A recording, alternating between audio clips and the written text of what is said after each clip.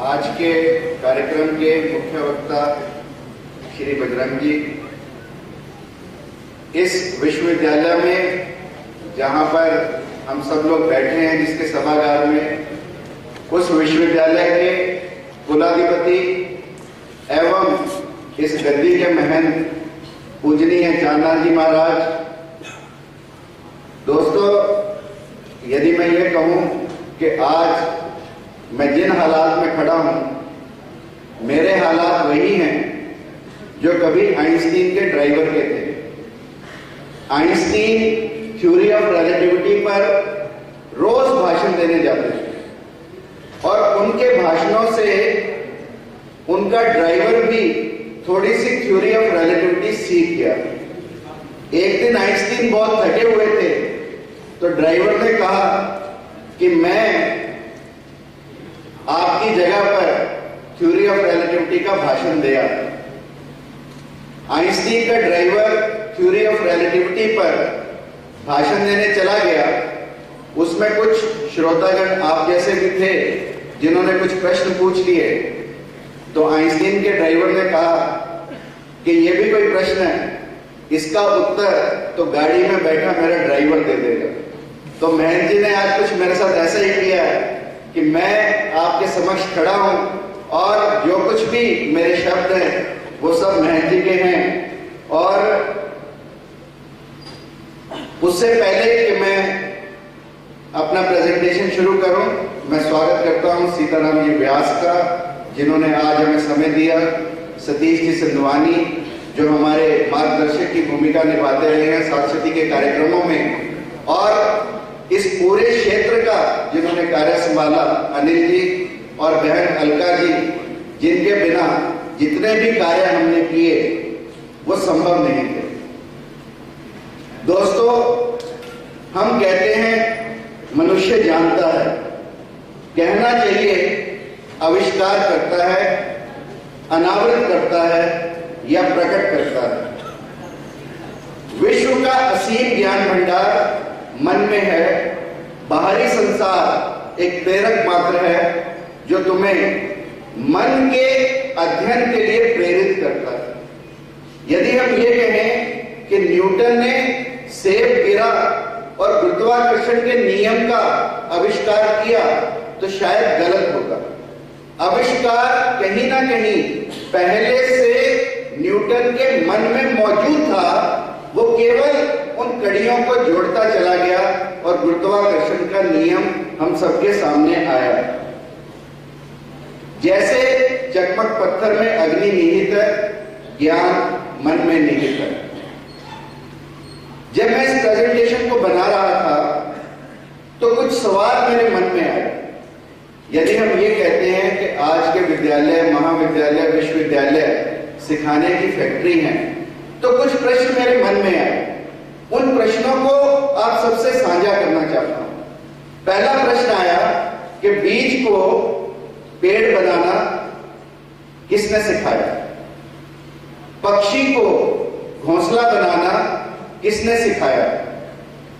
Siberia की सारस को हजारों मील यात्रा करने का मार्गदर्शन किसने दिया? आज तो हमारे पास जीपीएस है, परंतु आप सोचो, सारस पक्षी जो साइबेरिया से चल के भारत आता है, उसे दिशा का बोध या दिशा का ज्ञान किसने दिया? एक कोशिका को बार बार विभाजित करना किसने सिखाया? एक सिंह को अपने क्षेत्र की रक्षा का दायित्व बोध। शेर जानता है कि उसकी सीमाएं कहां कहां तक हैं जंगल में। यदि मैं ये कहूं कि इस सिंह को क्षेत्र की रक्षा का दायित्व बोध कहां से हुआ, तो मेरे पास जवाब नहीं। व्हेल मछली को सैकड़ों मील दूर अपने साथियों से वार्ता करने की कला किसने सिखाई? आप जानते हैं कि व्हेल हजारों मील दूर अपने साथियों से बात कर सकती है, ये कला उसे किसने सिखाई? नवजात शिशु को रोने, मुस्कुराने और खिलखिलाने का प्रशिक्षण कहां से मिला? ऐसे असंख्य प्रश्न हमारे मन में आते हैं। यदि हम ये माने सीखना और सिखाना एक व्यवस्थित कार्य है। उत्तर स्वयं प्राप्त होते हैं यदि हम स्वामी विवेकानंद की बात को माने या यदि वेदों की बात को माने कि जीव में ज्ञान पहले से उपलब्ध है। मनुष्य का जन्म जीने के लिए नहीं अपितु जीवन काल में मनुष्यता विकसित करने का भी है। आज की शिक्षा, आज का अध्यापन देने और लेने का केवल व्यापार है। परिणाम स्वरूप हमें ज्ञान तो बहुत हुआ, अथाह ज्ञान हुआ, ज्ञान के भंडार के पर्वत हमने खड़े कर दिए, परंतु मनुष्य वहीं का वहीं रहा। स्वामी जी ने कहा कि ज्ञान का विकास जिस दिशा में हुआ है उसका प्रभाव क्या हुआ? एक छोटे वर्ग ने बड़े समाज को अपना दास बना लिया। अब यदि मैं विकल्पों की बात करूं तो एक विकल्प बनता है जो स्वामी जी के दर्शन पर आधारित है और एक वर्तमान शिक्षा का तुलनात्मक है। आप स्वयं समझ सकते हैं। स्वामी जी का कहना है कि मनुष्य में ज्ञान उपलब्ध है, उसको केवल प्रस्फुटित करना, उसको उद्भासित करना, उसको उद्घाटित करना शिक्षा का मूल उद्देश्य होना चाहिए। आज की शिक्षा प्रणाली कहती है कि मनुष्य संपूर्ण रूप से अज्ञानी उत्पन्न होता है और उसको सब कुछ देकर ही सिखाना है। सब लोगों ने, चाहे वो ईसाई हो, चाहे वो रोमन्स रहे हो, रोमन्स ने तो आदमी को टैबुला रासा कहा। टैबुला रासा मतलब जैसे एक मोम की स्लेट हो, उस पर आप कुछ लिख दें, फिर थोड़ी सी गर्मी दें, मोम फिर मिट जाए, और जैसा टैबुला रासा होता है यानी मोम की स्लेट, ऐसा मानव को उन्होंने उदाहरण दिया कि मानव ऐसा होता है। यदि ऐसा है तो जो मैंने प्रश्न आप सब लोगों से किए उनका जवाब हमें नहीं मिलता। स्वामी जी ने कहा कि मनुष्य प्रकृति की श्रेष्ठतम रचना है और उसमें विकास की असीम संभावनाएं हैं। स्वामी जी ने कहा कि हमारे अंदर, प्रत्येक व्यक्ति के अंदर मानव से महामानव बनने के गुण हैं और प्रत्येक व्यक्ति मानव से महामानव बन सकता है। इसीलिए उन्होंने कहा कि हम सब अमृत की संतान हैं। यह स्वामी जी का दृष्टिकोण है। परंतु आज की शिक्षा प्रणाली क्या मानती है कि मानव पापी उत्पन्न होता है और उसको पाप में लिप्त रहते हुए इंद्रिय सुखों का भोग करना, यानी केवल और केवल भौतिकता हमारे मन में है, आध्यात्मिकता हमारे मन में कहीं नहीं। स्वामी जी ने कहा कि शिक्षा में विज्ञान और धर्म का दोनों को समरूप मानकर एक दूसरे का पूरक समझा जाए।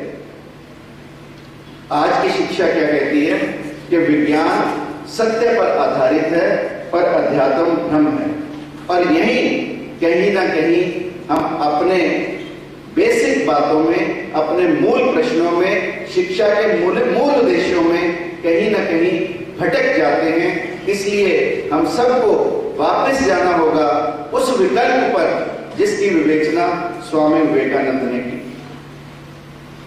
अब यह प्रश्न जो हम सबके सामने है कि शिक्षा का उद्देश्य कुछ बनने के लिए है।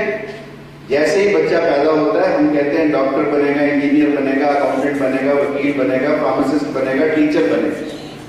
परंतु क्या शिक्षा का उद्देश्य कुछ बनने के लिए है या स्वयं को पहचानने के लिए है? यदि शिक्षा का उद्देश्य स्वयं को पहचानने के लिए है तो हमें स्वामी जी की शिक्षाओं पर पुनः चलना होगा। स्वामी जी की शिक्षाओं में से कुछ चीजें जो मैं आप लोगों के समक्ष रखना चाहता हूं वह यह है कि स्वामी जी ने कहा कि शिक्षा वह है जो सकारात्मक सोच उत्पन्न करे। सकारात्मक सोच में ही सब कुछ है। व्यक्ति अपने विचारों से जाना जाता है। जैसे हमारे विचार होंगे वैसे हमारे कर्म होंगे, जैसे हमारे काम होंगे वैसे ही हमारी आदतें बनेंगी, जैसी हमारी आदतें बनेंगी वैसा हमारा चरित्र होगा, और जैसा हमारा चरित्र होगा वैसा ही हमारा भविष्य होगा।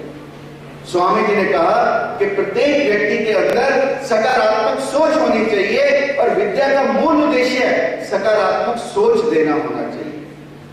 आज विद्या में जितनी भी शिक्षा हमें दी जाती है उस शिक्षा में कहीं भी सकारात्मक सोच उत्पन्न करने की कला को नहीं दिखाया जाता। सर्वे बताते हैं, रिसर्च बताती है, मैंने पढ़ा कि 4 साल की उम्र तक जब बच्चा बड़ा होता है तो वो 1.5 लाख बार ना शब्द को सुन चुका होता है, चाहे वो माँ बाप के माध्यम से हो, चाहे अध्यापकों के माध्यम से हो या किसी और के माध्यम से हो। यदि हम बच्चे को इस माहौल में बड़ा करेंगे जहां 4 वर्ष की उम्र तक वो 1.5 लाख बार ना सुन चुका हो, तो हम बच्चे की सोच को सकारात्मक नहीं कर सकते। आज हम कॉलेज चलाते हैं, लोग आकर हमें पूछते हैं कि आपका प्लेसमेंट रेट क्या है। बच्चे को पैकेज बना दिया हमने। हम इंजीनियर नहीं बनाना चाहते, हम पैकेज बनाना चाहते हैं। शादी ब्याह का मामला भी हो तो हम ये पूछते हैं, लड़के के गुण कोई नहीं पूछता, हम ये पूछते हैं कि पैकेज कितना है लड़के। यदि हमारी सोच ऐसी रहेगी तो हम इस देश में क्रांति नहीं ला सकते। यदि हमारी सोच भिन्न होगी, वो सोच होगी जो स्वामी विवेकानंद की थी। स्वामी विवेकानंद, आप सब लोग जानते हैं, एक समय ऐसा था जब भूख प्यास से पीड़ित थे, खाने को घर में रोटी नहीं। उस समय स्वामी विवेकानंद को लोगों ने कहा कि रामकृष्ण परमहंस के पास जाओ, वो मां काली के दर्शन कराएंगे और मां काली से कहते हैं जो मांगो वो मिलता है। विवेकानंद ने रामकृष्ण परमहंस के पास जाकर एक ही प्रश्न किया कि क्या तुम्हारी मां मेरे भूखे परिवार का पेट भर सकती है? तो परमहंस ने कहा कि मुझसे क्या पूछते हो, जाओ और मां से स्वयं पूछ लो। नरेंद्र अंदर गए मंदिर में, मां से जाकर जैसे ही मां के दर्शन किए, रोटी मांगना भूल गए, केवल मां के दर्शन किए और वापस आ गए। ऐसा क्रम 3 बार चला और विवेकानंद बिना कुछ मांगे आए और मांगा तो क्या मांगा कि हे मां, मुझे भक्ति दो, मुझे वैराग्य दो, मुझे शक्ति दो, ताकि मैं इस देश के दीन दुखियों की सेवा कर सकूं। यह है उस नरेंद्र की सोच। इस सोच को हमें अपनाना होगा। यदि हम इस सोच को अपना पाए तो हमारे देश का भविष्य बदलेगा। और ये कहा जाता है और रिसर्च बताती है, आंकड़े बताते हैं कि 85% खर्च शिक्षा का सोच पर नहीं होता। 85% शिक्षा का खर्च अन्य चीजों पर होता है जिनका हमारी सोच से कोई संबंध ही नहीं है। और इसीलिए मैं बार बार कहता हूं, सोच को बदलो, सितारे बदल जाएंगे। नजर को बदलो, नजारे बदल जाएंगे। कश्तियां बदलने की जरूरत नहीं है दोस्त, हवाओं को बदलो, किनारे बदल जाएंगे।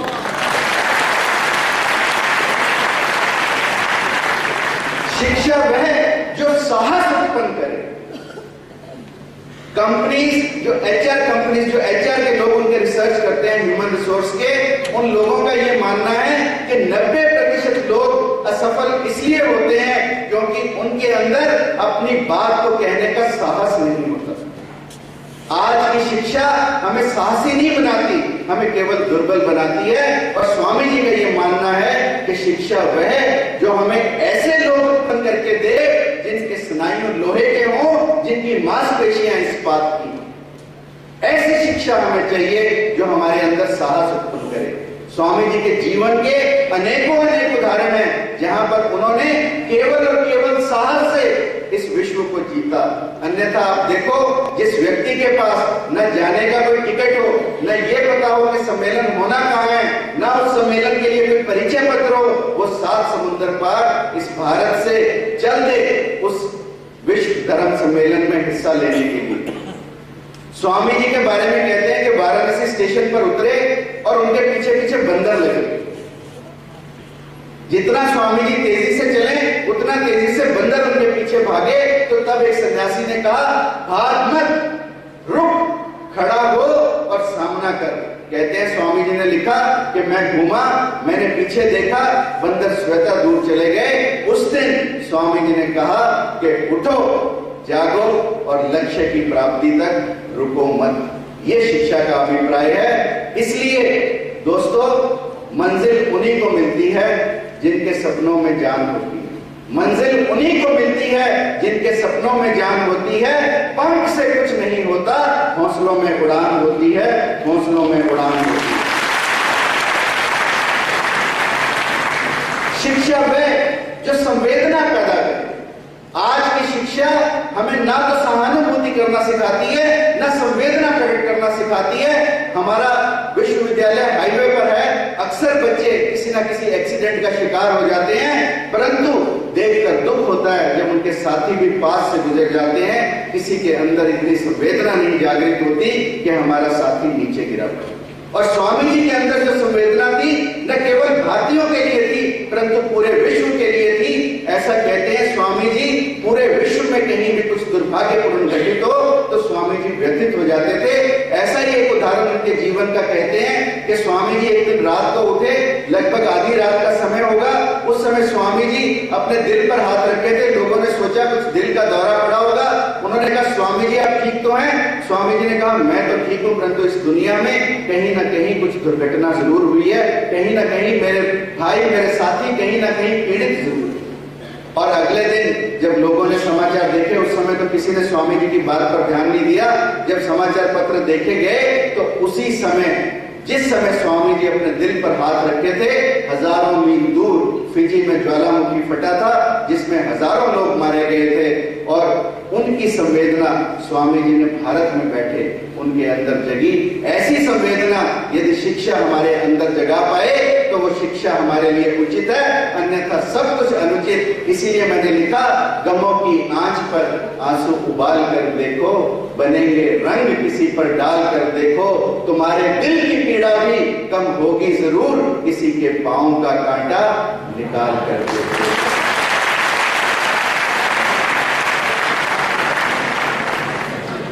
दोस्तों बातें बहुत हैं आपसे करने के लिए, परंतु मैं एक और दो बिंदु करके अपनी बात समाप्त करूंगा।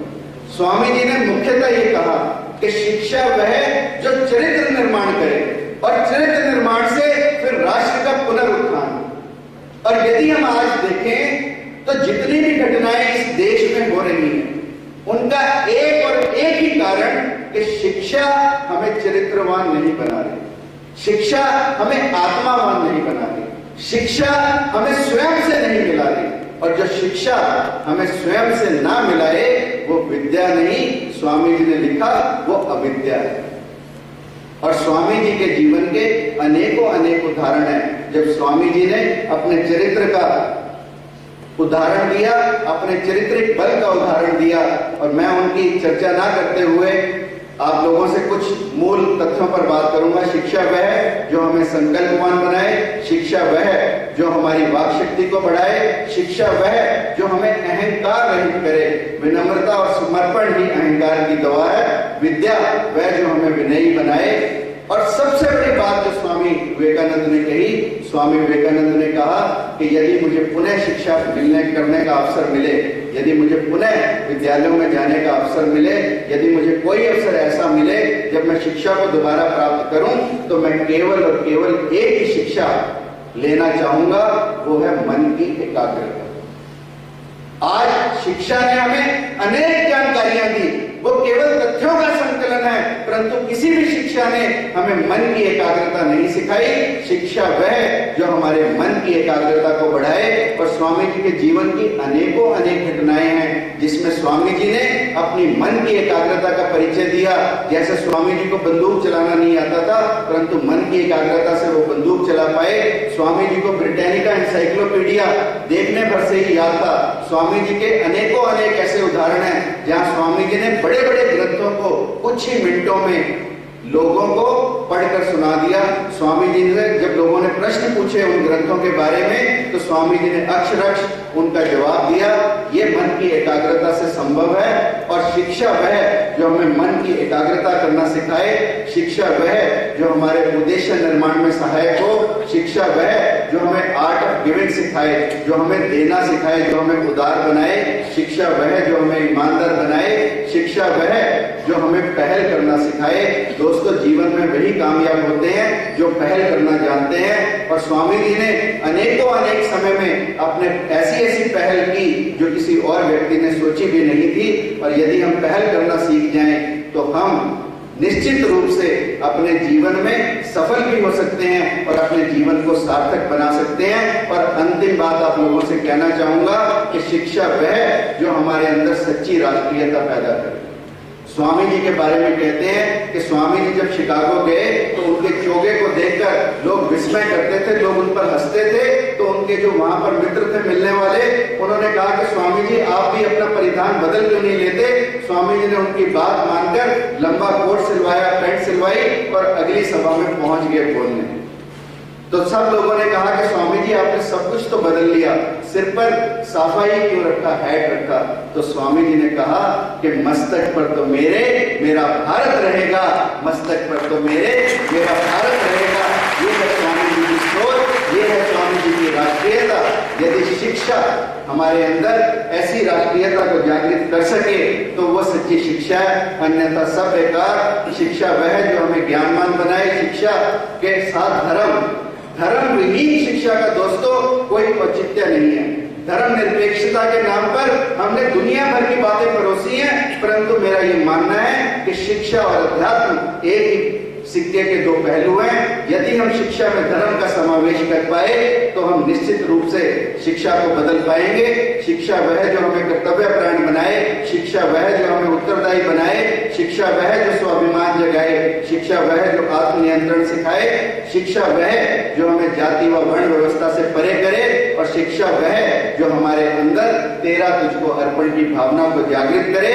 स्वामी जी ने हमेशा कहा कि मेरी जितनी भी गलतियां हैं वो मेरी हैं, और मेरे अंदर जितनी भी मेरी अच्छाइयां हैं वह मेरे गुरु की हैं। ये है गुरु और शिष्य का रिश्ता जिसकी स्वामी जी ने व्याख्या की। और स्वामी जी ने हमेशा कहा कि जमीन से जुड़े रहो। ये प्रेजेंटेशन बहुत लंबा था, परंतु मैंने इसे बहुत छोटा करने की कोशिश की है। परंतु अंतिम बातें जो निचोड़ मैं आप लोगों के साथ बांटना चाहता हूं, जो आप लोगों के साथ शेयर करना चाहता हूं, सिर्फ 1 मिनट आप सब लोगों का लूंगा कि शिक्षक की भूमिकाएं क्या हो। शिक्षक विद्यार्थियों में ज्ञान की जागृति का संचारक बने, शिक्षक नवीन ज्ञान को अर्जित कराने का संवाहक बने, विद्यार्थियों के विकास में शिक्षक फैसिलिटेटर की भूमिका निभाए, शिक्षक ज्ञान का उपासक और शिक्षार्थी का भक्त बने, शिक्षक जिज्ञासु होते हुए सदैव शोधार्थी रहे, प्रकृति के शाश्वत नियमों के प्रतिपादन का शिक्षक कर्ता पुरुष बने, और शोध के कार्यों में शिक्षक पर्यवेक्षक न बन सहयोगी शोधार्थी की भूमिका निभाए। और इन्हीं शब्दों के साथ दोस्तों आप सब लोगों का मुझे इतने प्यार से सुनने के लिए बहुत बहुत धन्यवाद। और आप सब लोगों से गुजारिश करूंगा कि ये चंद लाइनें हैं जो आप सब मिलकर मेरे साथ पढ़ेंगे और सब बोलेंगे। इम्तिहानों से न हरगिज घबराना चाहिए, बल्कि ऐसे में खुद को आजमाना चाहिए। बांसुरी की जिंदगी से